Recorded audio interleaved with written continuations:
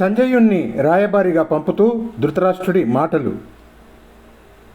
మనకు ఈకుండంగా వచ్చునే, మనము దుర్మానంబు పాటించి ఒప్పని కార్యంబులు వట్టి వారికిన్ తగను పాలు ఈక గర్భంబులాడినన్ నిక్కంబగు అల్కన్ అర్జనుండు గాంధీవంబు మోపెట్టన్ కృష్ణుని సారథ్యమునై జగత్రిత్రయ సంక్షోభంబు కాకుండునే. మనం మాత్రం వారి రాజ్యభాగాన్ని వారికి ఇవ్వకుండా ఉండవచ్చునా?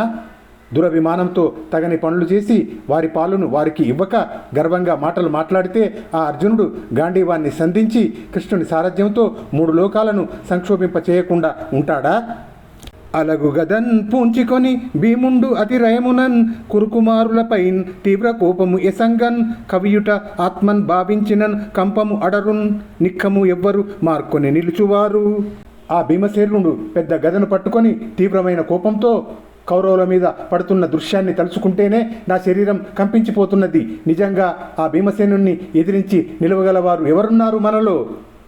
కవలు అగ్రజన్ముల కంటెన్ ఏమిటన కీడు, ద్రుపదుండు అల్పుండే తత్సుతులు బాహుగర్భ సమగ్రులు కారే, విరాటుండును అతని తమ్ములను ఆత్మజులను అసదులే, సత్యకి అలతులను పోయేడువాడే, వృష్ణికుమారవరులు అనేకులు అట్టి యోధులు పోరన్ అరవాయి కొందురే, పాండ్యుండును కేకేయపతులను ఆది అయిన బంధులు మిత్రులను అగ్గలికలను కొరత వడియడువారే, అందరును గెలవనోపినను రుద్రునకునైనన్ ఓర్వరాని ధర్మపుత్రు కోపమునకు తలంకవలదే. ఆ నకుల సహదేవులు మాత్రం భీమార్జునుల కంటే ఎందులో తక్కువ? ద్రుపదుడు తక్కువవాడా? అతని తమ్ములు కొడుకులు తక్కువవారా? ఆ సాత్యకి వృష్ణికుమారులు సామాన్యులా? వారు యుద్ధంలో వెనుబాటు ఎరుగుదురా? పాండ్యరాజు కేకేయరాజులు మొదలైన బంధుమిత్రులు పరాక్రమంలో తీసిపోయేవారా? ఒకవేళ ఈ పై వారందరినీ జయించినా చివరకు ఆ రుద్రుడు కూడా సహింపలేని ధర్మరాజు కోపానికైనా మనం జంకవద్దా?